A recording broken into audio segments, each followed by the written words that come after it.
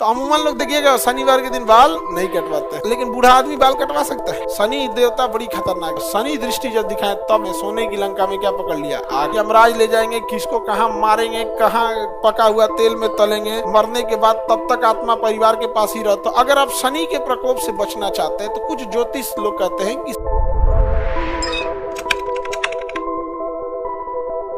ज्योतिष, अब ज्योतिष में भी ना कई टाइप के ज्योतिष होते हैं। एक होता है ज्योतिष जो अपने मतलब ग्रह को मजबूत कर लेना, जैसे शनि ग्रह है, तो अगर आप शनि के प्रकोप से बचना चाहते हैं तो कुछ ज्योतिष लोग कहते हैं कि शनि ग्रह को गुस्सा किस किस चीज पे आता है वो काम मत कीजिए।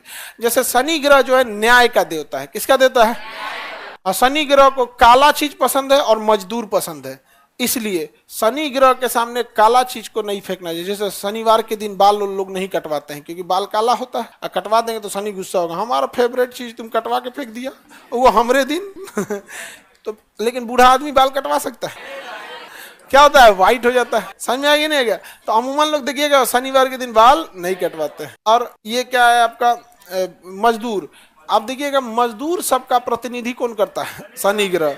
तो अगर मजदूर की मजदूरी रख लिए तो शनि देख लेगा आपको, बहुत पैसा हो गया रे तेरे पास, हाँ पैसा नहीं देता है तो बहुत पैसा हो गया तुम्हारे पास, लाओ तो हम व्यवस्था करते हैं। इसलिए मजदूर की मजदूरी टाइम से दे देनी चाहिए। समझ में आया कि नहीं आ गया? आप काम करिए, अब मजदूरों को भी है कि आप काम अच्छे से कीजिए, ईमानदारी से कीजिए। उठपटांग उबा देता है सब, कभी कभी कभी देखिएगा ना, या तो टाइम कुछ मजदूर ऐसा मिलेगा टाइम खींचेगा, या तो काम ही खराब कर दे, दीवार जोड़ना सीधा जोड़ देगा तिरछा, कहेगा क्या ही जाता है हमारा।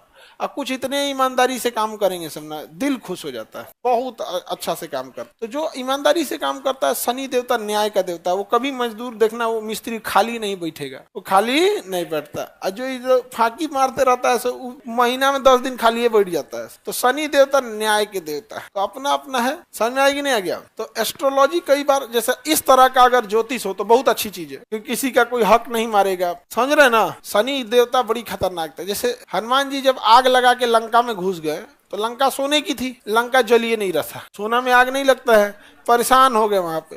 तो अंदर घुसते घुसते देखे तो पता चला रावण जो था ना उल्टा टांग के बांध के रखा था शनि देवता को, आगे बहुते लोगों का दुर्दशा करते हैं, उन्हीं का दुर्दशा कर दिया था। कौन? उल्टा टांग के बांधा था। हनुमान जी इसको छुड़वाए, क्या कर रहा है भाई, किसी को पकड़ लिया। तब हनुमान जी बोले थे कि ये तो इसका लंके नहीं जल रहा है, कोई बात नहीं, रुकिए अब हमको तनी दूर जाने दीजिए। और दूर जाके लंका पे अपनी शनि दृष्टि दिखा दिए, और शनि दृष्टि जब दिखाए तब लंका में, सोने की लंका में क्या पकड़ लिया, आग पकड़ लिया। तब रावण की सोने की लंका जल गई। तब रावण परेशान हो गया कि ये कोई मामूली वानर नहीं है, नहीं तो अंडर एस्टिमेट कर रहा था हनुमान जी को, पहले वैल्यू नहीं दिया, कहाँ वैल्यू दिया था शुरू में। उसके बाद बेचारा देखा तो हाँ रावण में घमंड आ गया था, सर मेरा नाम ही शनि है, आप में कोई रावण है? सब तो रावणे है जिसमें। गरुड़ पुराण में देखिएगा मरने के बाद की चर्चा है कि कैसे कैसे यमराज ले जाएंगे, किसको कहाँ मारेंगे, कहाँ पका हुआ तेल में तलेंगे, इस सब में यहाँ पे नहीं समझे। क्या क्या दान देना चाहिए और पानी कितना देना चाहिए ताकि आत्मा को वही पानी मिलेंगे और वहां तक जाएंगे यमलोक तक। 1 साल लग जाएगा आत्मा को यमलोक तक जाने के लिए। मरने के बाद तब तक आत्मा परिवार के पास ही रहती है जब तक 13 नहीं हो जाता है। 13 के बाद आत्मा अब यमलोक की ओर प्रस्थान करने लगती है, और जब जब परिवार के लोग रोते हैं बिलखते हैं तो आत्मा वापस आने का प्रयास करने लगती है, लेकिन उसे यमलोक की ओर। ये सब की चर्चा किसमें है? गरुड़ पुराण में। समझ में आ गया कि नहीं आ गया? गरुड़ पुराण में समझ में आ गया? लड़की लोग, पुरुष को नहीं सताना चाहिए, उसके लिए अलग से सजा का प्रावधान है। किस किताब में? समझ में आ गया? तो जितनी लड़की लोग, अगर तुमको पुण्य चाहिए तो अपने अपने घर जाओ, भाई की खूब सेवा करो। भाई सेवा करने लायक काम नहीं करता है, तुम लोग हमेशा भाई से झगड़े करते रहती हो, पाप पड़ेगा तुम लोग को। कभी भी देवताओं से लड़ाई नहीं करनी चाहिए, देवताओं की लड़ाई में सदा असुरों की हार हुई है। समझ में आ रहा है कि नहीं आ रहा? तो कभी भी भाई से झगड़ा नहीं करना है, क्योंकि पुराणों में स्पष्ट लिखा है कि देवताओं से युद्ध नहीं करना चाहिए। क्या होता है? पाप पड़ता है। तो बताओ आप लोग में से कोई अपने भाई से झगड़ा करेगी? असुर से कर सकती है झगड़ा? असुर से कर सकती हूँ।